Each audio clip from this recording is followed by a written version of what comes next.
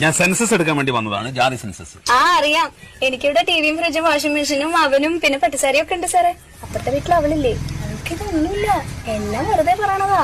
ഇതൊക്കെ എന്തിനാ നിങ്ങൾ ആദ്യം പറഞ്ഞത്? ചോദിക്കുമ്പോ പറഞ്ഞാൽ മതിയല്ലോ. ഭർത്താവ് എവിടെയാണ്? അകത്താ സാറേ. ഭർത്താവ് അകത്തിരിക്കുകയാണോ? പുറത്തേക്ക് വിളിക്ക്. അയ്യോ, ആകത്തല്ല, ജയിലില്ല. അയ്യോ, പാവായിരുന്നു.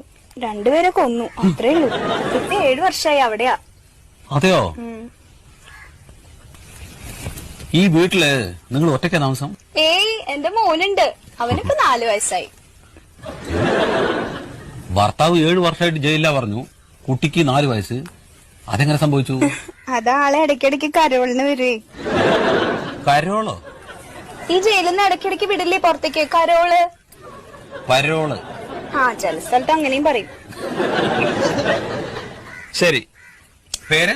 വത്സല.